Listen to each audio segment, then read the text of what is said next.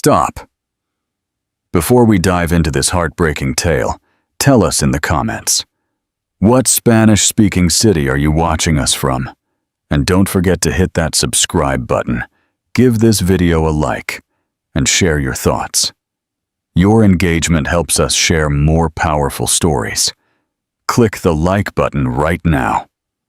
The Tycoon's Secret, a slap that unleashed freedom.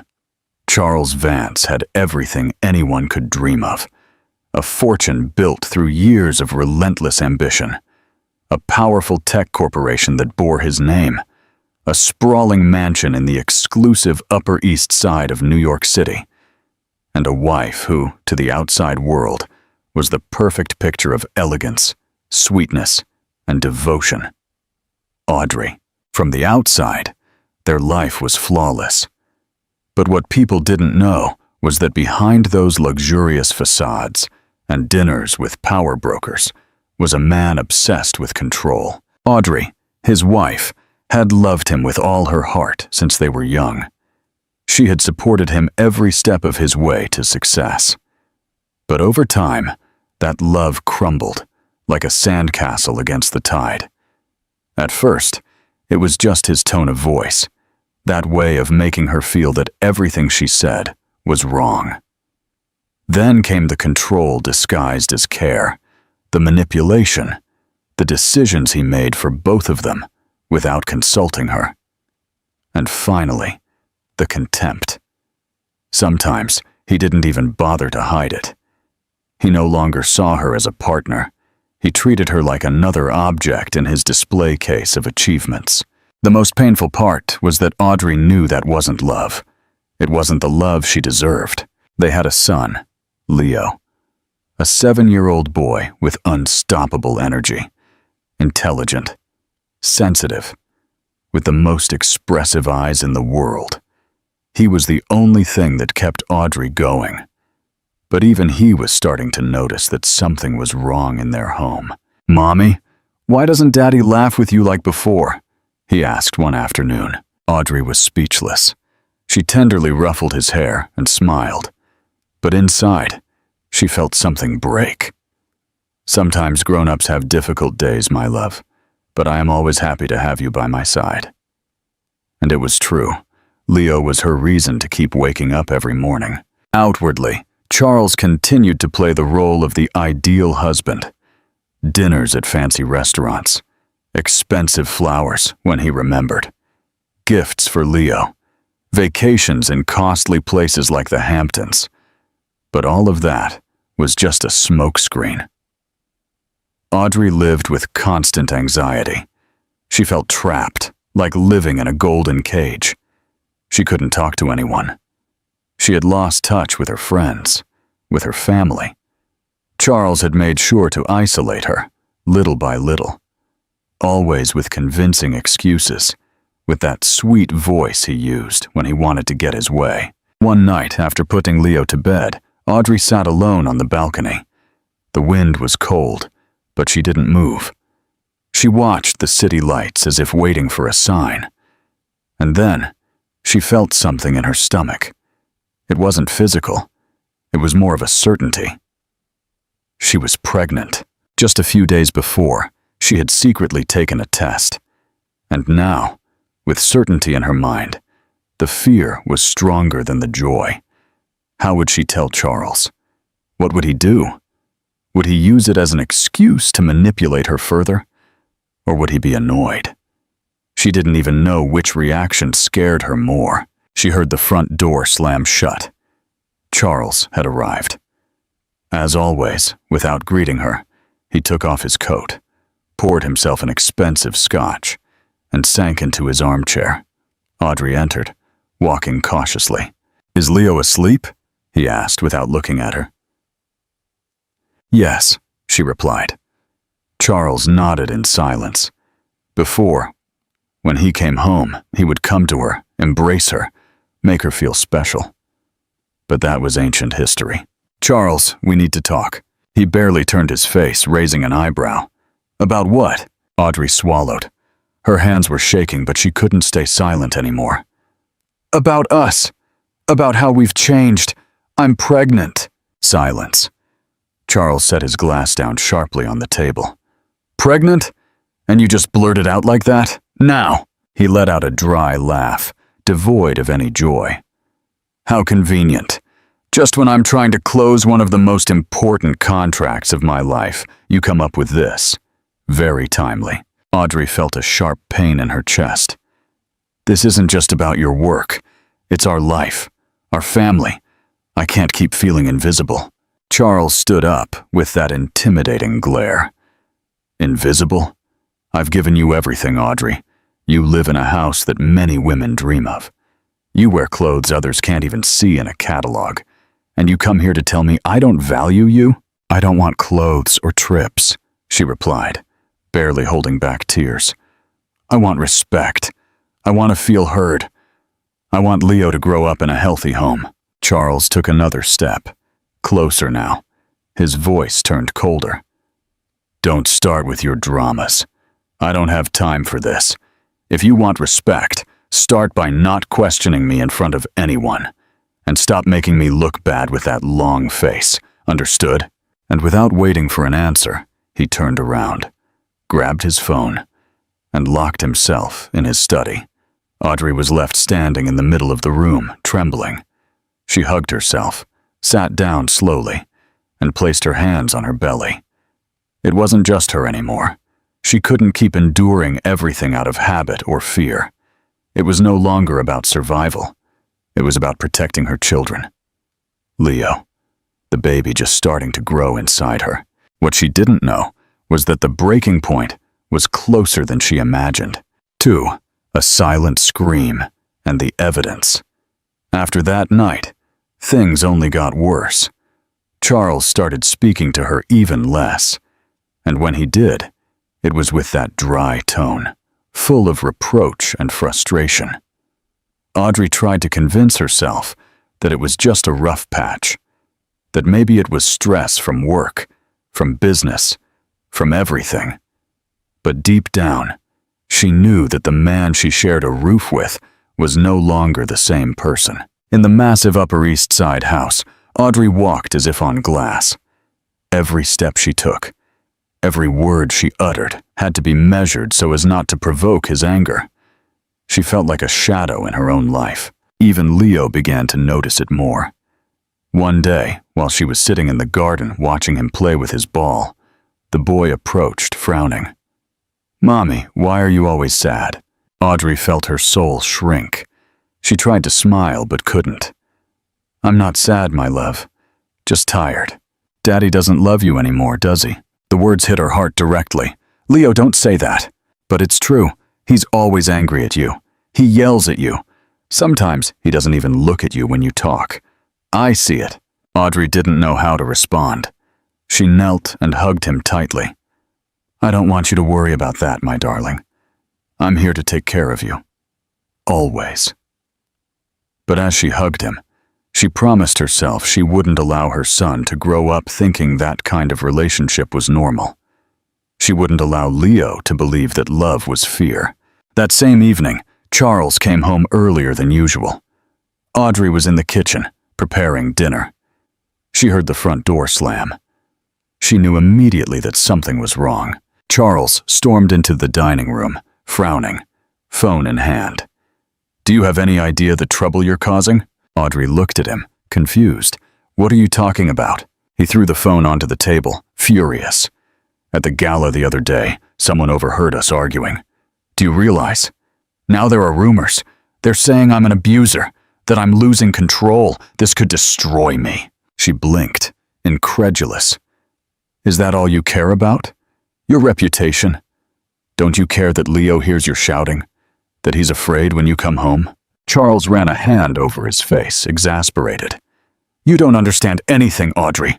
I work every day, non-stop, to give you this life. And what do I get in return? Tears, drama. You get loneliness and a growing distance," she said softly. "But you don't want to see it." Charles clenched his teeth, and for a moment, Audrey thought he would yell at her. But instead, he turned away, muttering, "I don't have time for your nonsense," and locked himself in his study again. Leo, who had been in the living room with his game console, appeared in the kitchen, crestfallen. "Daddy's angry again." Audrey knelt and hugged him. "Your father has a lot on his mind, but that's no excuse. This is not your fault at all." Leo looked down. "I don't like how he talks to you." Audrey's eyes welled up, but she took a deep breath so he wouldn't notice. "Me neither, my love." The days passed, each heavier than the last. Charles immersed himself in work. He didn't ask how Audrey was, what she felt, or even if the pregnancy was going well. It was as if the baby didn't exist.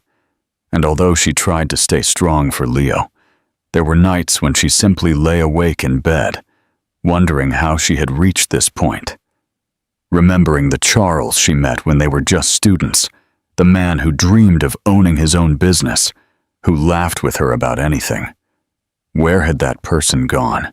The weekend arrived, and Charles forced her to accompany him to a formal gala dinner at a luxurious hotel in Midtown. Audrey didn't want to go, but she had no choice. He always said her presence was part of his image. "Dress well, no long faces," he told her before they left. "Don't let anyone notice how miserable you feel." Audrey gritted her teeth and didn't answer. She put on a long, dark blue dress, applied minimal makeup, and walked out with him as if everything were fine. The gala was like all the others. People with expensive wine glasses, fake conversations, and empty smiles. Charles moved from group to group, shaking hands, laughing as if nothing were wrong. Audrey could barely breathe. Halfway through the event, she went out onto the balcony for air. The cool wind brought some relief. She closed her eyes and thought for a second she could stay there forever, away from the noise, the stairs, everything. But she heard footsteps behind her. Charles. "What are you doing out here?" he said, serious. "People are asking about you. Do you think it's nice to disappear like that?" "I just needed a little air," she replied, without looking at him. He stepped closer and grabbed her arm tightly. "You're making a fool of me, Audrey. Let go of me, Charles. You're making a scene." She tried to pull away, and in that instant, he did something she never thought he would. He slapped her. The sound boomed like an explosion on the terrace. For a second, everything stopped. Audrey stood still, her face burning. When she looked up, she saw several people inside the ballroom staring at them, and among them all, one gaze froze her completely. Her son. He was there. She didn't know how or when he had arrived. She only knew he had seen her. His small eyes were wide open, his body trembling, as if he didn't understand what he had just witnessed. Audrey didn't feel the blow on her cheek as much as she felt the stab in her heart, seeing her son in shock, and she knew without a doubt that there was no turning back. 3. The battle for dignity begins, a moment that changes everything. What would you have done after witnessing such a horrifying event? Share your thoughts on Audrey's next steps in the comments. Remember to like this video and subscribe to see how this story unfolds. Audrey didn't know how long she stayed there, her cheek burning and her heart shattered. The murmur of the guests began to fill the room. Some covered their mouths with their hands, others simply watched in silence, incredulous. And in the middle of it all, Leo was still there, completely motionless. Charles, for the first time, seemed nervous. He looked around, realizing that his blow hadn't been in private. Everyone had seen it. He had lost control, and he couldn't hide it. Audrey took a step back, moving away from him. "Don't you ever touch me again," she said in a low, firm voice. Charles tried to say something, but his voice was choked by the tension in the air. One of the evening's most important guests, an older businessman named Mr. Thomas Knight, approached. He was a serious man, respected in the American financial world. "Charles, I think it's best if you leave," he said bluntly. "This is a personal matter," Charles retorted, trying to regain his composure. It stopped being personal the moment you hit her in front of everyone. Mr. Knight looked at Audrey with compassion. "Are you all right?" Audrey could only nod, though she felt like she was crumbling inside. Several attendees approached. Some women offered her tissues. Others simply hugged her without saying anything. She had never felt so vulnerable. And, at the same time, she had never felt so determined. Charles turned and left the ballroom amidst whispers and cold stares. Audrey didn't follow him. Leo was still by the entrance, pale as paper. Audrey knelt in front of him. "My love, are you okay?" Leo nodded, but his eyes were full of contained tears. "Does it hurt?" he asked, gently touching his mother's cheek. "A little, but it will pass." "I don't want to go home, Mommy," he whispered. Audrey hugged him tightly, feeling those words pierce her soul. "We are not going back, I promise you." That night, with the help of Mr. Knight, Audrey and Leo went to a discreet hotel on the outskirts of New York. They carried nothing but the clothes on their backs.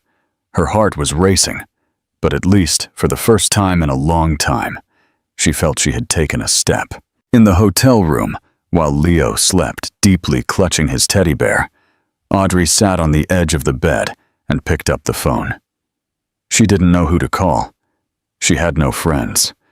Charles had made sure she distanced herself from everyone. But then she thought of someone. Sarah, an old college friend.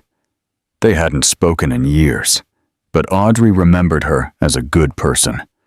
She took a deep breath and dialed the number. "Audrey?" A somewhat confused voice answered. "Sarah, I'm sorry to call you so suddenly. I need help." She didn't have to say more. Sarah listened without interrupting, and when Audrey finished, there was a moment of silence. "Where are you?" Sarah asked, her tone firm.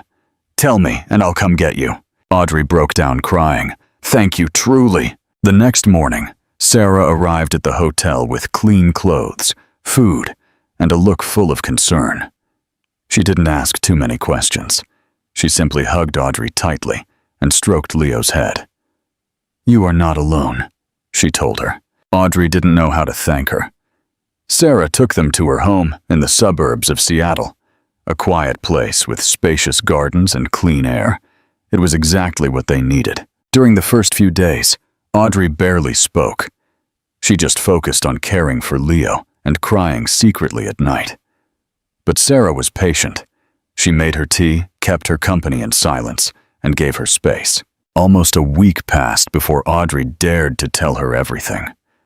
The control, the contempt, the times he made her feel like a burden, the shouting, the loneliness, and finally, the slap.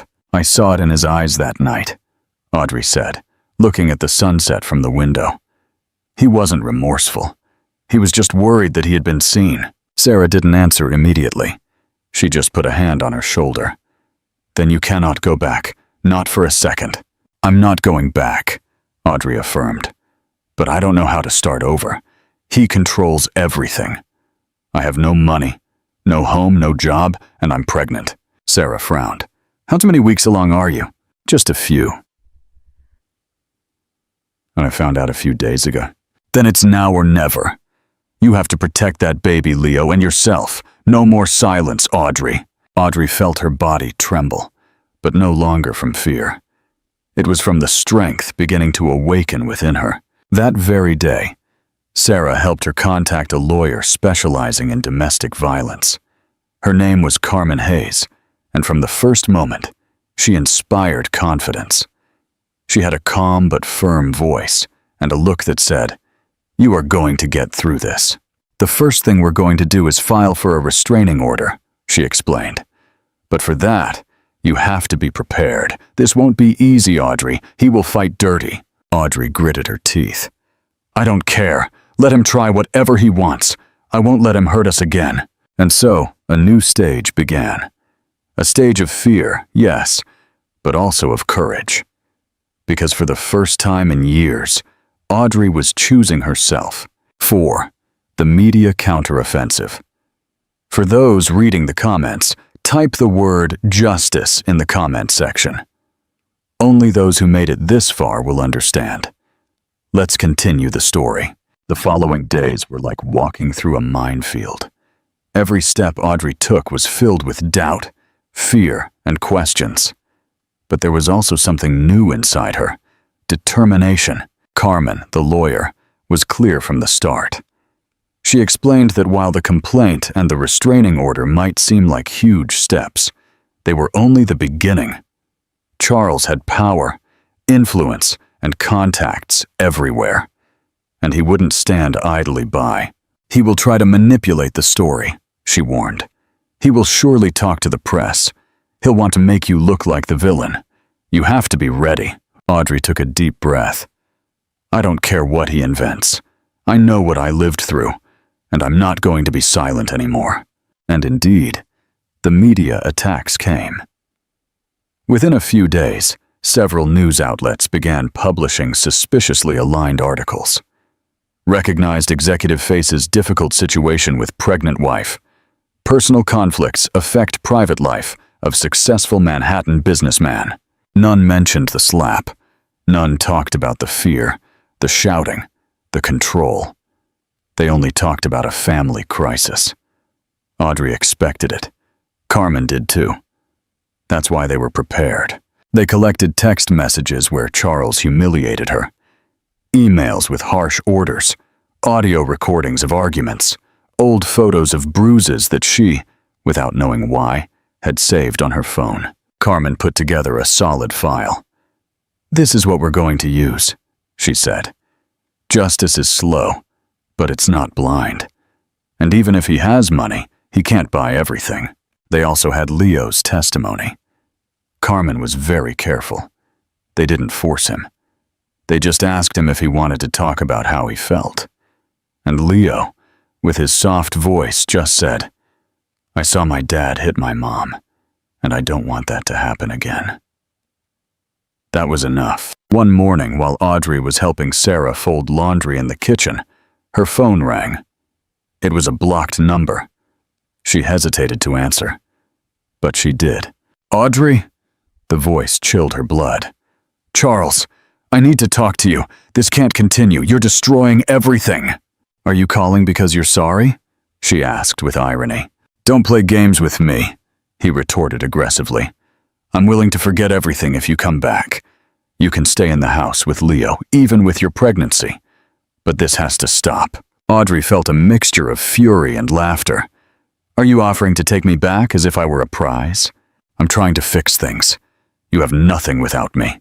No accounts, no job. No way to support yourself. I am your only option.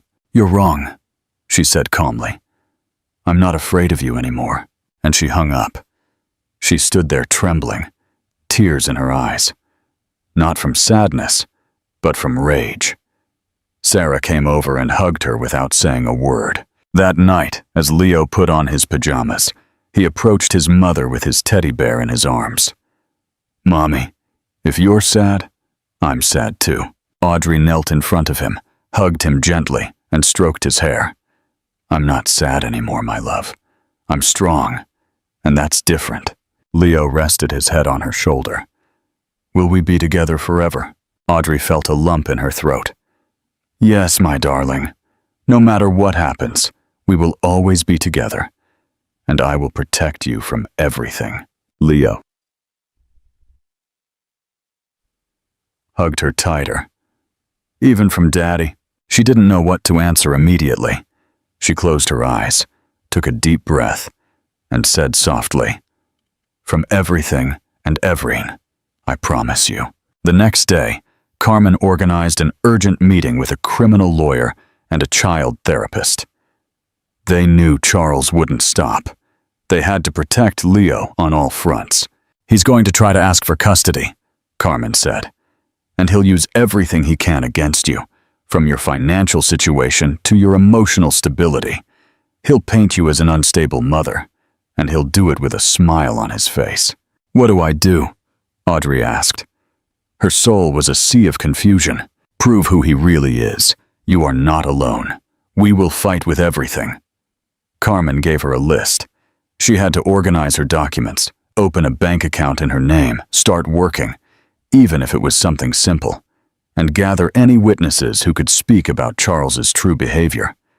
They also had to present evidence of the isolation, the control, how he had left her without resources. That night, when Leo was asleep, Audrey and Sarah sat in the living room with hot tea. The silence of the house was comforting, but heavy. "I never imagined being in this," Audrey said suddenly. "All my life I took care of myself. I was a good wife, a good mother, and this is how I ended up?" "No, Audrey," Sarah told her. "This is how you are beginning. What you lived through was not your fault, and what is coming is what you are going to build." Audrey smiled, her eyes misty. It was true. For the first time in a long time, she had the opportunity to start from scratch. And she wasn't going to waste it. A few days later, Carmen called her, her voice firm. "We have a date.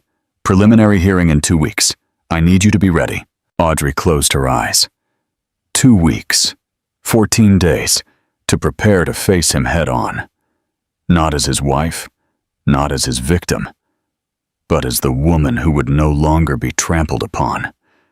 And as she prepared mentally with the support of Sarah, Carmen, and little Leo, who smiled every time she made him breakfast, she knew she couldn't lose. Not this time. She owed it to Leo. She owed it to the baby. And above all, she owed it to herself. The first assault in the courtroom. The battle for freedom begins.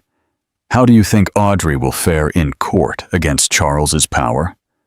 Share your predictions in the comments, and remember to like and subscribe for the final chapters.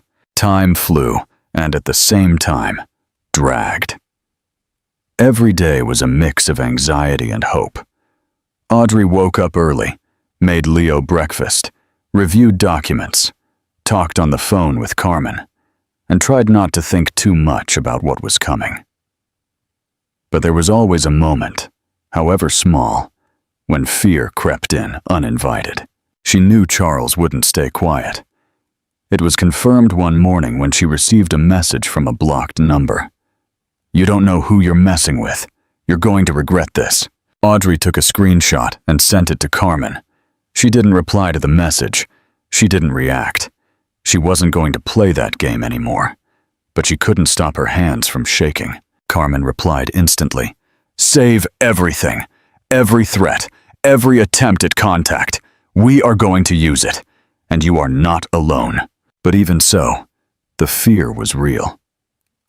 That same night, Audrey woke up sweating. She had dreamed that Charles appeared at the door, shouting her name, taking Leo away. She got up and went to the boy's room. She found him asleep, hugging his teddy bear. She sat beside him and stroked him until her heart rate calmed down. "You are not going to touch him," she thought. "Ever again." The days before the hearing were exhausting. Carmen prepared her for everything. What to say, how to say it, how to remain calm if Charles tried to provoke her. They also talked to the child therapist, who evaluated Leo and prepared a report confirming that the child showed signs of stress, fear, and excessive attachment to his mother. It was another key piece. "You are not harming him by reporting this," the therapist told Audrey. "You would harm him if you stayed silent. This process will be difficult, but it's the only way to break the cycle." Sarah, as always, was present. Every time Audrey broke down, she reminded her how far she had come, that she was no longer the woman who endured in silence. And the day arrived. The hearing was at the family court in Seattle. The building was not imposing, but the atmosphere was tense. Audrey arrived with Carmen. Charles was already there, surrounded by his lawyers, dressed in his best suit, and with that habitual expression of arrogance, as if he already knew he was going to win. When he saw her, he smirked, but she didn't return his gaze. She kept walking with her head held high. She was nervous, yes, but she also felt something she hadn't felt in a long time. Dignity. The hearing was not public, Only the involved parties were present. The judge, a serious-faced but fair man, opened the file and began to review the facts. Carmen was the first to speak. She presented the case clearly, showing the evidence, the messages, the photos, the therapist's report, Audrey's testimony. Charles squirmed in his seat, growing more tense with each piece of evidence. When it was his turn, his lawyer tried to shift the narrative. He said Audrey was unbalanced, that she wanted to alienate the child for revenge, that she herself had distanced herself from her friends and family. Audrey took a deep breath. She expected those lies. She had heard them many times. And then, the judge gave her the floor. She stood up. Her voice trembled at first, but as she spoke, she found her strength. I didn't come here for revenge. I came to protect my son and my baby. I came because I want my children to grow up knowing what respect is, not fear. Because I will not be silent anymore. The judge nodded, took notes, and called a recess. The atmosphere became dense. In the hallway, as they waited to return to the room, Charles approached. Carmen tried to interpose herself, but he spoke directly. This is not over, Audrey. You'll see what it's like to fight me. Audrey looked at him for the first time in weeks, and she didn't tremble. I don't care how long it takes. I already won, because I'm not afraid of you anymore. Charles clenched his jaw, but said nothing more. He turned and left. Upon returning, the judge did not issue a final judgment, but did issue preliminary measures. Charles could not approach Audrey or Leo. Visits would be supervised if the judge authorized them later. Audrey left protected. It wasn't the final victory, but it was a victory. And as she left the courthouse with Carmen and Sarah, she felt something new. Relief. You did it, Sarah said, hugging her. You stood up to him. And it wasn't easy. But it was necessary, Audrey replied. That night, upon arriving home, Leo ran into her arms. Audrey hugged him and lifted him off the ground, laughing with a mixture of exhaustion and joy. Did you win, Mommy? She looked into his eyes. We won, my love. All three of us. And for the first time in a long time, she said it with certainty. 6. Epilogue. A Life with Wings. Another inside joke for those just checking the comments. Type freedom fries. Those who made it this far will understand the joke. The days after the hearing felt strange. Audrey had won a small respite, but not the complete battle. She slept better, but not fully. She ate more calmly, but always with a knot in her stomach. The restraining order was in effect, and Charles, at least outwardly, had disappeared. But Audrey knew he wouldn't stay quiet. It was confirmed one afternoon. Sarah came home with a serious expression, carrying the newspaper under her arm. They published an interview with him, she said, placing the paper on the table. He's saying you left him without reason, that you're depriving him of seeing his son, that the whole thing is a misunderstanding. Audrey took it in her hands. There was Charles's face on the front page, well-groomed, serious gaze, with a headline that read, "A father destroyed by a lie." Her chest burned, not because of the lies, but because of how well he could manage his image. It had always been like that. He knew what to say, how to say it. He knew which mask to wear depending on the audience, and now he was using the media to paint himself as the victim. Carmen called minutes later. I saw the interview. Don't respond. Don't make statements. This is part of his strategy. He wants to pressure you publicly because he can no longer touch you legally. What if people believe him? Audrey asked, feeling the lump in her throat. It doesn't matter. What matters is what the judge sees. And so far, you're doing perfectly. Hold on a little longer. Audrey hung up and looked out the window. Outside, Leo was playing in the garden. Happy. Carefree. His laughter filled the air. That was what mattered. That was what she was defending. That same evening, while reading him a bedtime story, Leo asked an unexpected question. Will Daddy ever come back? Audrey swallowed. Maybe at some point you can see him, but with someone else present. And only if he learns to behave. Then he won't live with us ever again? Audrey looked into his eyes. No, my love. He will never live with us again. But that's not a bad thing. We are going to be okay. Leo nodded and snuggled against her. Audrey hugged him tighter. She felt her heart break, but also fill up. They were together. And that was enough for now. Carmen, the lawyer, warned her that Charles would try to counterattack through the legal system. And she was right. A week later, a notification arrived. Charles was requesting joint custody. He argued he had the right to be in his son's life, that Audrey was alienating him without reason, and that his company was being affected by this whole scandal. Audrey felt her blood pressure drop. It can't be, she whispered. After all this? Carmen took a deep breath as she read the documents. He can try, but he won't win easily. We're going to respond. We're going to prove everything we have that this is his last attempt to regain control. Audrey felt herself return to war. Again, preparing documents. Again, coordinating testimonies. Again, lining up witnesses. Gathering evidence. During those weeks, Sarah became an irreplaceable pillar. She took Leo to the park, helped him with homework, cooked when Audrey couldn't even boil water.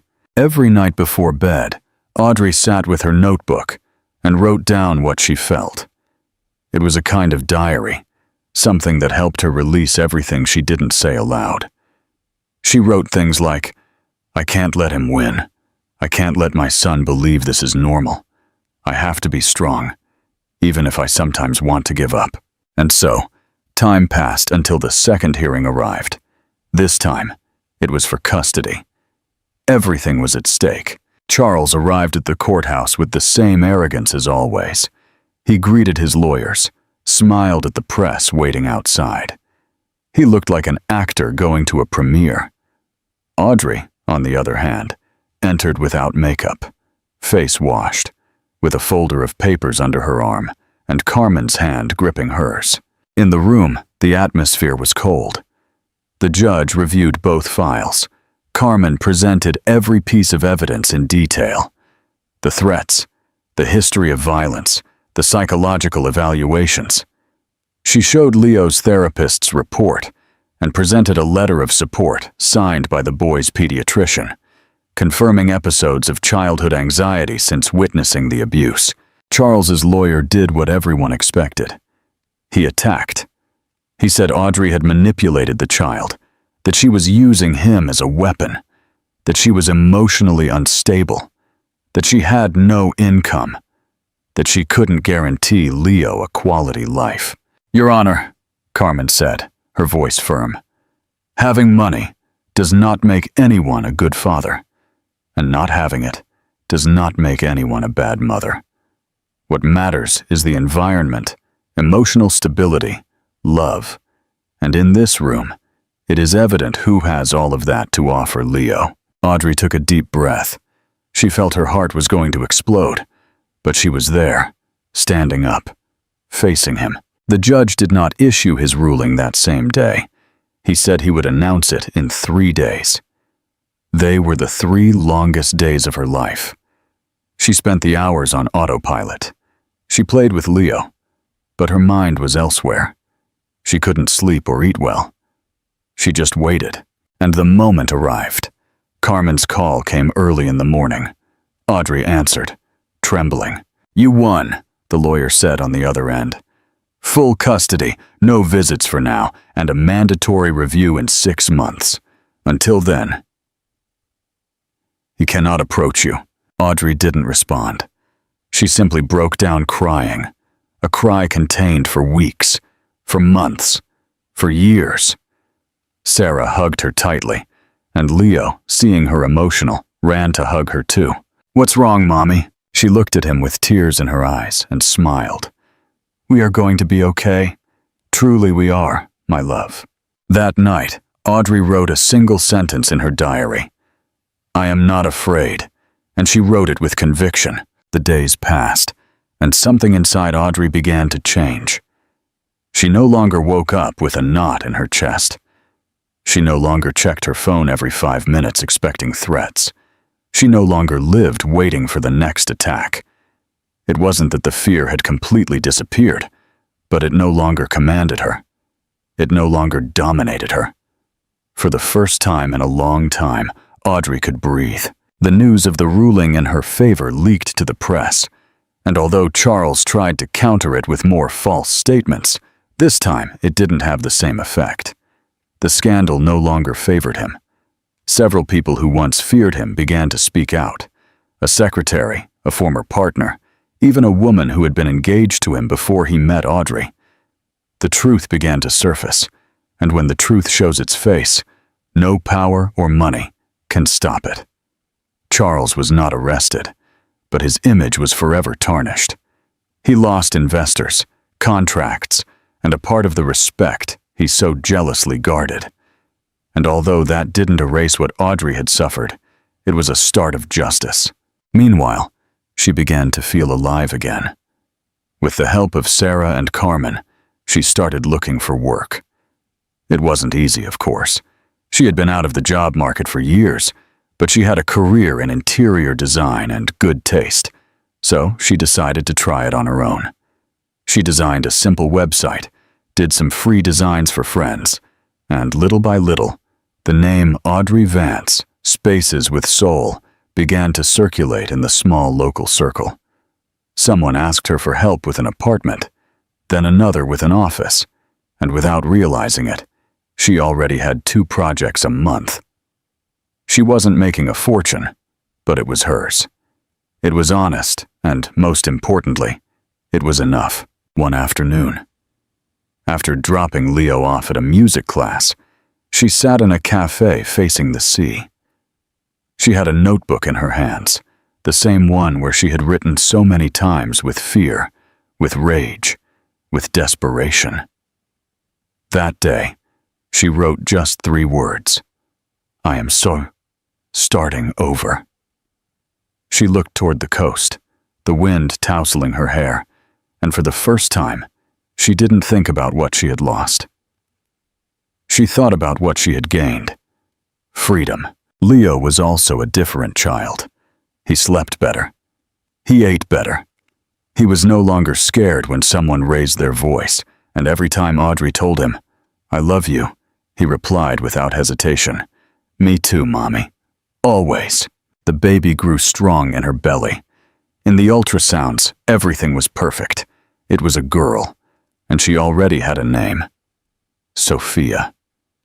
Leo had suggested it because he said Sophia sounded clean, beautiful, like the sky when there are no clouds. Audrey didn't have much, but she had the essential things. A modest home, a happy son, a baby on the way, and a friend like Sarah, who had been her rock in the darkest moments. Sometimes they sat together, drinking coffee, laughing, recalling everything they had been through. Do you realize you walked out of there? Sarah said one night, that you did it yourself, with your own steps. Audrey nodded with a slight smile. And if they wrote it as a story, no one would believe it. But it's real, and you are the proof. And she was right. The day Sophia was born, Audrey cried like never before, not from pain, but from emotion. She held a new life in her arms, one that would never know fear or shouting or the heavy silence of a broken home. Sophia arrived quietly, with the sweetness of one who knows she is awaited. And when Leo met her for the first time, he leaned in, kissed her forehead, and said, Hello, little sister. Don't worry. I'm going to take care of you. Audrey looked at them, and she knew she had triumphed. The storm had been long, strong, relentless, but not infinite. And now another stage was beginning, one where love didn't hurt, where hugs didn't hide scars, where happiness wasn't a mask, but a real state. A life with scars, yes, but also with wings. And in that new beginning, as Leo laughed, Sophia slept, and the sun slowly set among the clouds of Seattle, Audrey wrote one final sentence in her notebook. I will never again be less than I deserve. If you enjoyed this story and its message moved you, please like the video, subscribe, and leave us your comments. Your support is invaluable for continuing to share stories. Tell us what score you give this story, from 1 to 100, in the comments. Comment now.